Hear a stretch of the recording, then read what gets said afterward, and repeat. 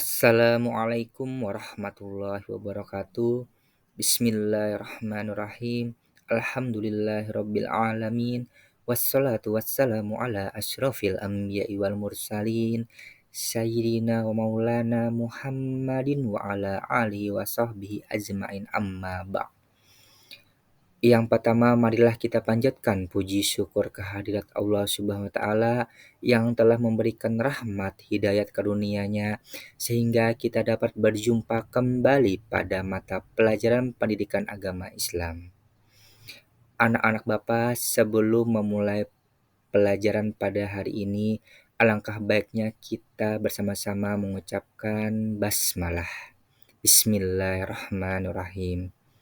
Sebelumnya kita sudah mempelajari materi tentang kompetisi dalam kebaikan atau dikenal dengan istilah berbuat baik. Pada pertemuan hari ini, Bapak akan membahas materi tentang bab 1, yaitu menjauhi pergaulan bebas dan perbuatan zina untuk melindungi harkat dan martabat manusia. Adapun tujuan pembelajarannya yaitu menyajikan paparan mengenai bahaya larangan pergaulan bebas dan perbuatan zina. Adapun sub pembahasan materi pada hari ini adalah 1. Surah Al-Isra ayat 32, 2. Pengertian perbuatan zina, 3. Hukum perbuatan zina, 4. Bentuk-bentuk zina, 5. Macam-macam zina, 6. Cara menghindari zina, 7. Hikmah diharamkannya zina. Adapun materi yang pertama akan kita bahas adalah Quran Surah Al-Isra ayat 32 tentang larangan untuk mendekati perbuatan zina. Poin A yaitu membaca Surah Al-Isra ayat 32.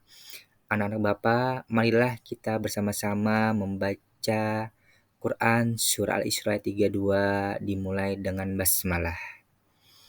Bismillahirrahmanirrahim. Wala taqrabuz zina innahu kana fahishatan wa sa'a sabila. Poin B, mengidentifikasi hukum bacaan dan tajwid surah Al-Isra ayat 32. Yang pertama, terdapat lafal wala, hukum bacaan mad tabi'i, keterangan ada harokat fathah yang diikuti huruf alif. Yang kedua, lafalnya taqrabu, hukum bacaannya qalqalah sughra, keterangannya huruf qaf berharokat sukun di tengah kata atau kalimat. Yang ketiga, lafalnya adalah taqrabuz zina, hukum bacaannya alif lam samsiah, keterangannya alif lam mati yang bertemu dengan salah satu huruf samsiah dibaca lebur sehingga bunyi al tidak dibaca. Yang keempat, fahisata wasa, hukum bacaannya mad wajib muttasil, keterangannya ada mad tabi'i bertemu hamzah dalam satu kata. Yang kelima, sabila, hukum bacaannya mad iwad, keterangannya fathah tanwin pada akhir kata jika waqaf atau berhenti dibaca mad sehingga harokat tanwin tidak lagi dibunyikan. Selanjutnya, poin C mengartikan mufradat Quran surah Al-Isra ayat 32. Lafal yang pertama wala, artinya dan janganlah, taqrabu, kamu mendekati, az-zina, zina, innahu, zina itu sungguh, karena suatu perbuatan, fahisatan yang keji, wasa'a dan yang buruk, sabila jalan. Pembahasan yang kedua adalah mengenai pengertian perbuatan zina. Zina secara bahasa berasal dari kata jana yazni, yaitu hubungan badan antara laki-laki dan perempuan yang sudah balik tanpa adanya ikatan pernikahan yang sah sesuai dengan tuntunan agama Islam. Secara istilah, zina adalah hubungan selayaknya suami istri yang dilakukan oleh seseorang perempuan dan laki-laki yang tidak terikat dalam hubungan pernikahan, baik laki-laki yang dilakukan oleh orang yang sudah menikah maupun yang belum menikah. Menurut pasal 284 Kitab Undang-Undang Hukum Pidana, zina adalah hubungan badan yang dilakukan oleh seorang laki-laki dan perempuan yang bukan istri atau suaminya. Selanjutnya, bagaimana hukum perbuatan zina? Jadi, para ulama telah bersepakat bahwa hukum perbuatan zina adalah haram. Dalam surah Al-Isra ayat 32 terkandung larangan untuk tidak mendekati perbuatan zina. Kata jangan mendekati seperti ayat tersebut merupakan larangan mendekati sesuatu yang dapat merangsang jiwa dan nafsu untuk melakukannya.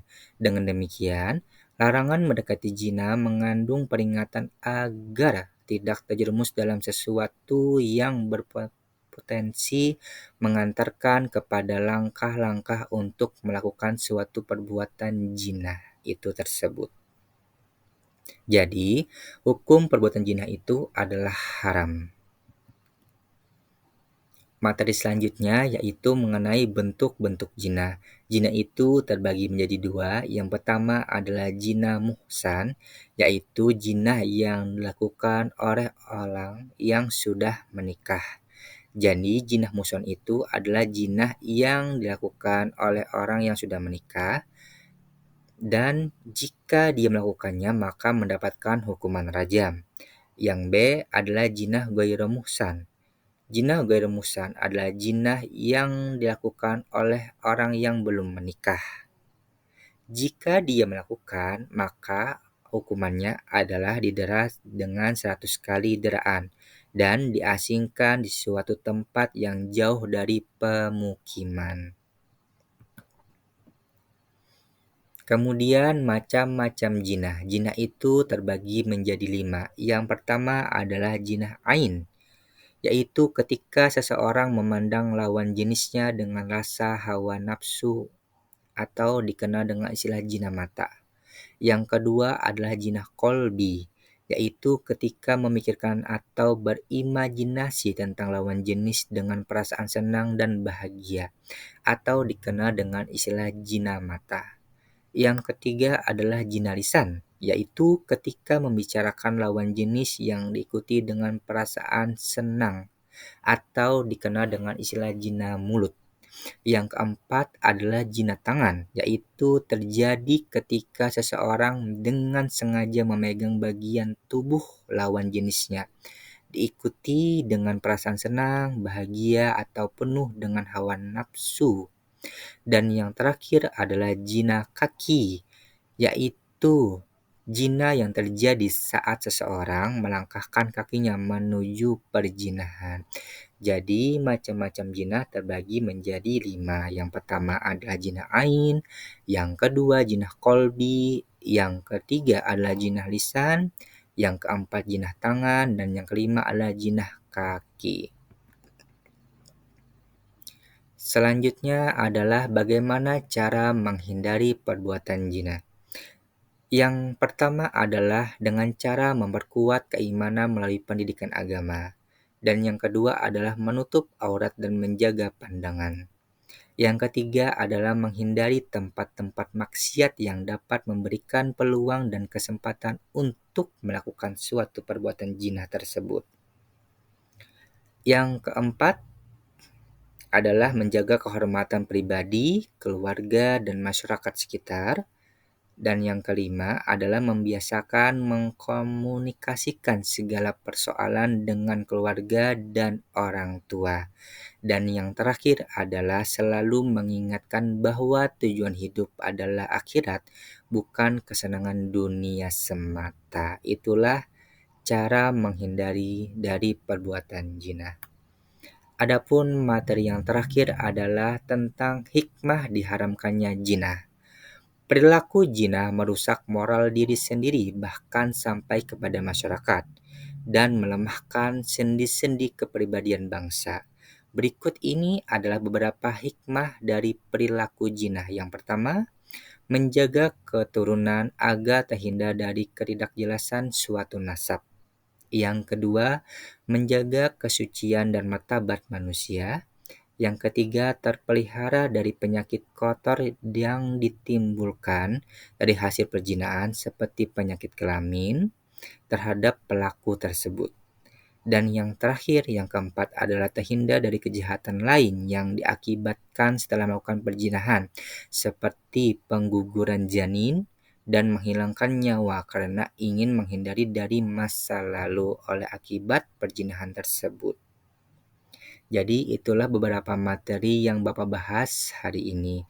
Semoga bisa bermanfaat bagi kita semua. Amin amin ya rabbal alamin. Selanjutnya, anak-anak Bapak silakan kalian baca dan simak LKPD.